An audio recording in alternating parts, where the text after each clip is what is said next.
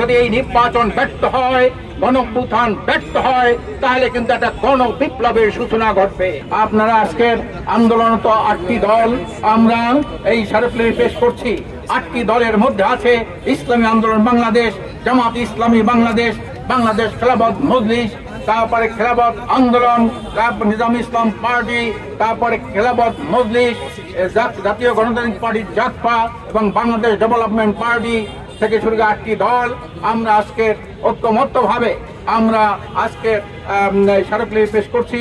আশা করি এই সরকার এই বিষয়গুলি আলোচনা ওনারা কার্যকর ব্যবস্থা গ্রহণ করবেন, ওনারা আমলে নেবেন। যদি এই সরকার একটা সুষ্ঠু নির্বাচন করতে ব্যর্থ হয়, তাহলে কিন্তু 24-এর গণঅভ্যুত্থানের সাথে এটা তামাশা করা হবে, এটা প্রতারণা করা হবে। আমরা সেই সরকারকে হুঁশিয়ার করে জানিয়ে দিতে চাই, যদি এই নির্বাচন ব্যর্থ হয়, গণঅভ্যুত্থান ব্যর্থ হয়, তাহলে কিন্তু একটা গণবিপ্লবের সূচনা ঘটবে।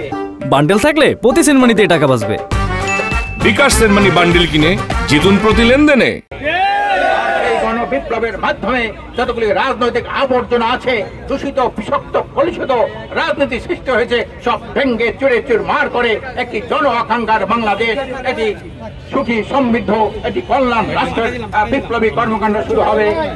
কাজে আমরা এই সরকার অনুরোধ করছি, আপনি একটা অবাধ 53 বছর হয় নাই, এই জন্য আমরা দাবি করেছিলাম 53 বছরের মধ্যে একটি সুষ্ঠু নির্বাচন কখনো দেখে মানুষ দেখে নাই। একটি সুষ্ঠু অবাধ গ্রহণযোগ্য শতভাগ মানুষের জনমতের প্রতিফলন ঘটার জন্য আমরা পিআর পদ্ধতির নির্বাচন দাবি করেছি।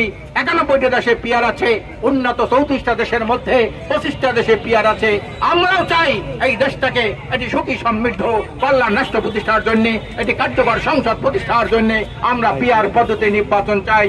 এই দাবিও আমাদের 5 দফা দাবির মধ্যে আছে।